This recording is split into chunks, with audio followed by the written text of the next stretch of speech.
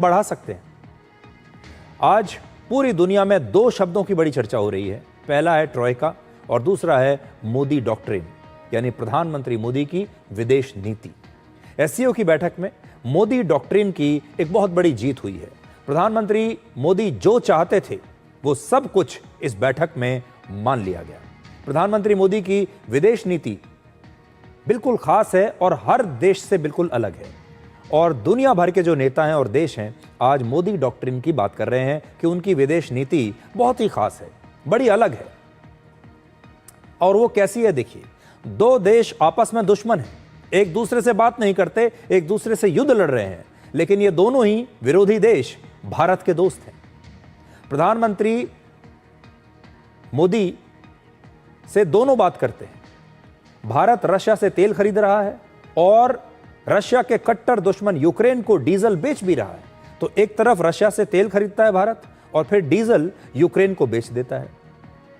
Russia के राष्ट्रपति Vladimir Putin खुद प्रधानमंत्री मोदी के साथ कार में बैठकर 45 मिनट तक बात करते हैं, और वहीं यूक्रेन के राष्ट्रपति ज़ेलेंस्की भी चीन जाने से पहले प्रधानमंत्री मोदी को फोन करते हैं और कहते हैं कि जरा हमारा ध्यान रखिएगा। देखिए कि कैसे शांति आप करा सकते हैं।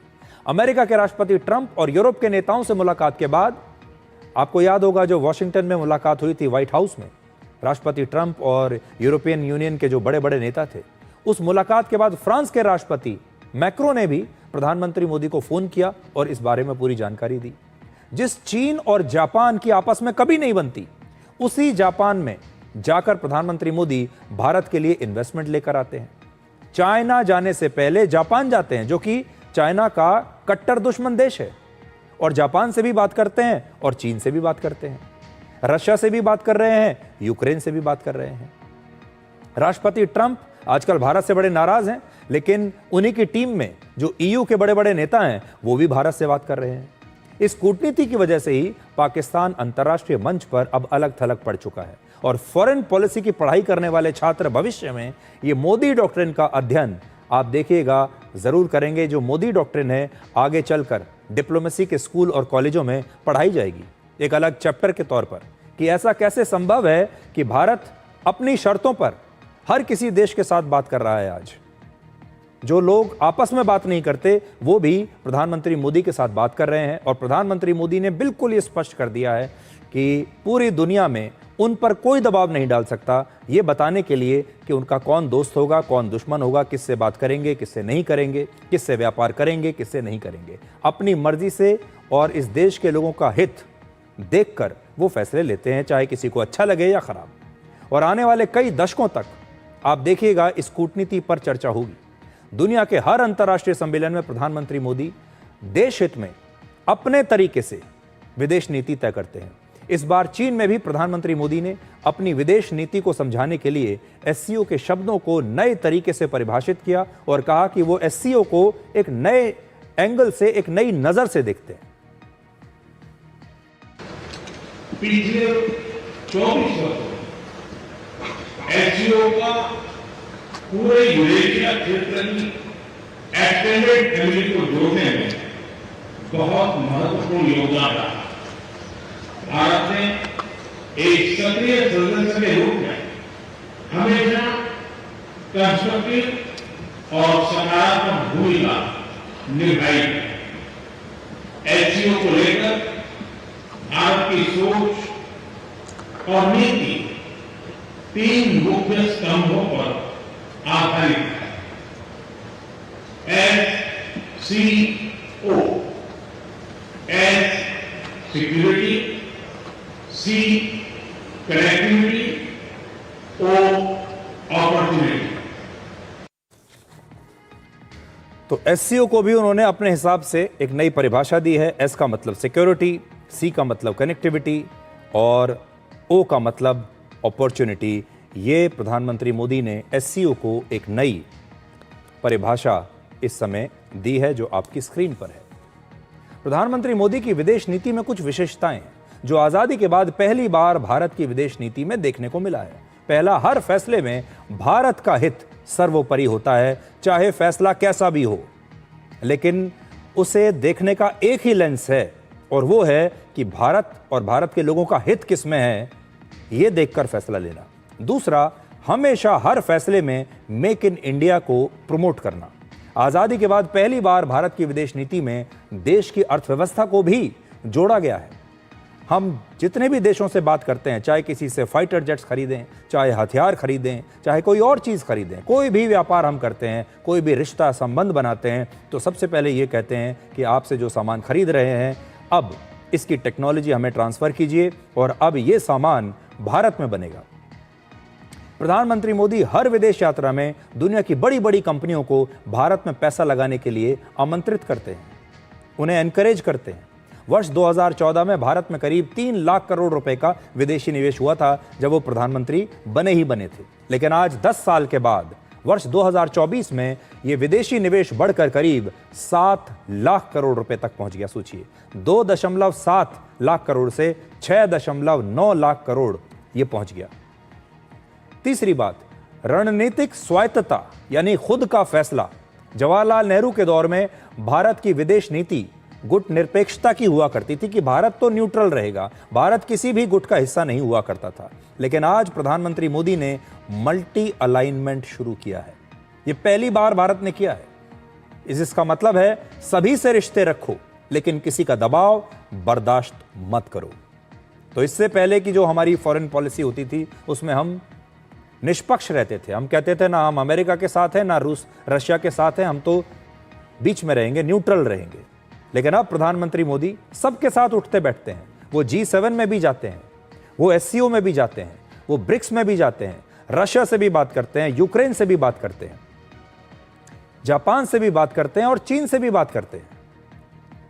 सबसे दोस्ती करते हैं, लेकिन दबाव किसी का नहीं सहते। आज भारत अमेरिका के साथ क्वाड संगठन का सदस्य है, जो कि चीन के खिलाफ बना था।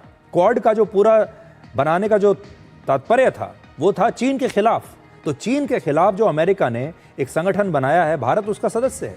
और फिर चीन के साथ SCO के संगठन में भी बैठता है, ब्रिक्स में भी चीन के साथ बैठता है, और चीन के विरोध में जो संगठन बने हैं उसमें भी बैठता है। ईरान में भारत का चाबहार पोर्ट भी बन रहा है, और भारत इजराइल का दोस्त भी है। आप सोचिए, ईरान के साथ भी हमारे रिश्ते हैं और इजराइल के साथ भी हैं, और इजराइल और ईरान आपस में लड़ते हैं। चौथा, अंतर्राष्ट्रीय राजनीति में बहुध्रुवीय व्यवस्था बनाना, यानी अब दुनिया में सिर्फ 1 या 2 सुपर पावर की मनमानी नहीं चलेगी। जैसे कोल्ड वॉर के समय हुआ करता था, एक धुरी अमेरिका और एक धुरी रशिया, और कोल्ड वॉर चल रहा था, दुनिया 2 खेमों में बट गई थी। अब ये नहीं चलेगा। आज भारत ग्लोबल साउथ के देशों की आवाज बन चुका है। प्रधानमंत्री मोदी की लीडरशिप में दुनिया के विकासशील देश एक साथ आ रहे हैं, और आज भारत ब्रिक्स के जरिए एक नया वर्ल्ड ऑर्डर बना रहा है। खास तौर पर भारत, रशिया और चीन अब एकजुट हो रहे हैं, और ब्रिक्स के जो देश हैं ये भी एकजुट हो रहे हैं, ताकि ये अमेरिका और यूरोप के देशों को कड़ी टक्कर दे सके। पांचवी बात, सिविलाइजेशनल डिप्लोमेसी, यानी विदेश नीति में भारतीय सभ्यता और संस्कृति का इस्तेमाल करना। अंतर्राष्ट्रीय योग दिवस की शुरुआत की गई, खाड़ी देशों में मंदिरों का निर्माण किया गया, दुनिया भर में भारत की विश्व गुरु वाली सांस्कृतिक छवि का प्रचार प्रसार किया गया। SCO समिट में प्रधानमंत्री मोदी ने फिर से सिविलाइजेशनल डायलॉग की बात कही है, यानी एक ऐसा नेता जो हमेशा अपनी संस्कृति को, अपने इतिहास को कभी भूलता नहीं है।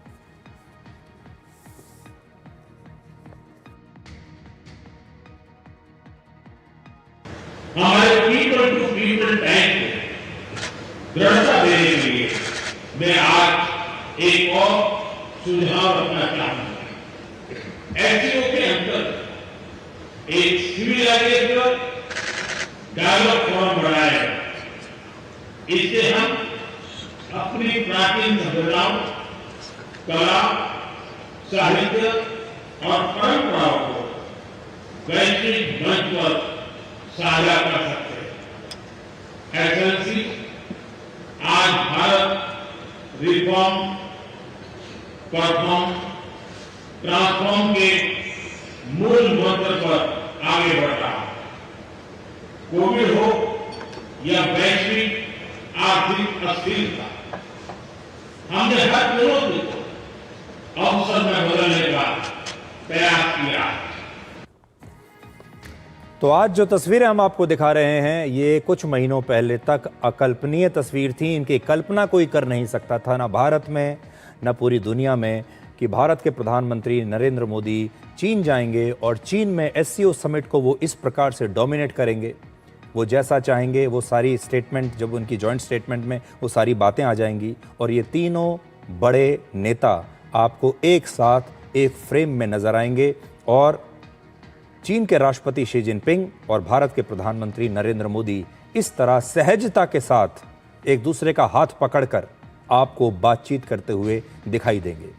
कुछ समय पहले तक आप सोच भी नहीं सकते थे और हमारे भारत में कुछ विपक्षी नेता, विपक्षी दल इसका बड़ा मजाक उड़ा रहे हैं, कह रहे हैं कि देखिए एक ज़माने में चीन हमारा दुश्मन होता था और आज हमने कैसे उसके साथ दोस्ती कर ली। और इसीलिए आज मैं आपको भारत और चीन के साथ आने के कुछ फ़ायदे बता रहा हूँ और ये फ़ायदे भारत के लिए होंगे, ये फ़ायदे भारत के 140 करोड़ लोगों के लिए होंगे।